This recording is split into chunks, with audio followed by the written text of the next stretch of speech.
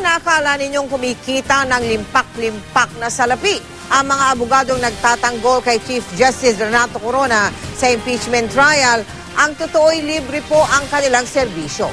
Sila ang mga kung tawagin ay mga pro bono lawyers. Etong tanong ng prosekusyon, hindi kaya may ibang kapalit ito?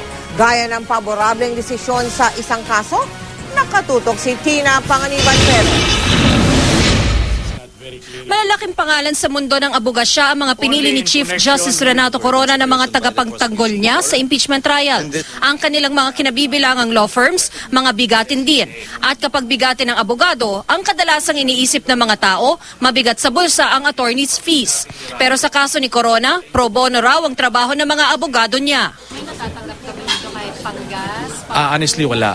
Ibig sabihin ng pro bono, wala talagang natatanggap kahit 5. Ito'y binibigay ng libre at walang kapalit.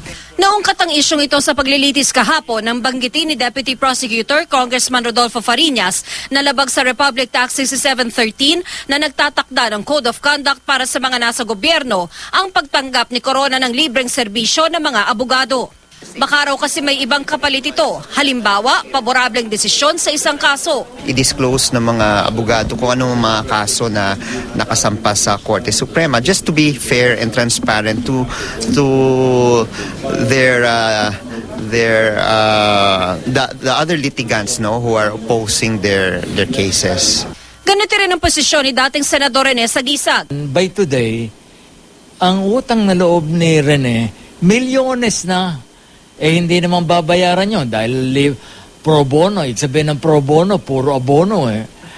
Ngayon, pag nagkakaso ka, hindi ka naman makakalimutan.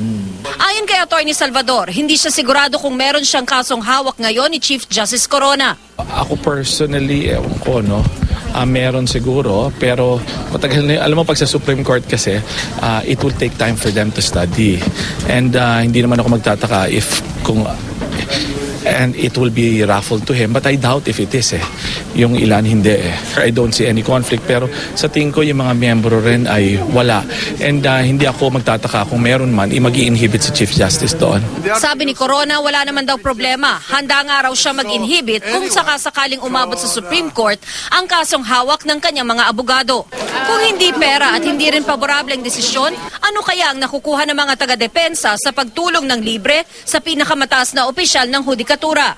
Bakit hindi mo ako magiging proud pagka years from now, masasabi ko sa mga anak ko, this is historical for us. This is the first impeachment ng Chief Justice ng ating bansa. Malaki yung ginampanan kong role dyan at naging bahagi ako nitong historical event in our country. I think that's enough. At naniniwala ako, this is a process na kung saan aangat ang maturity ng mga mamamayan, na hindi na tayo masyadong titingin sa personalities, na tingnan natin ano ba yung issue.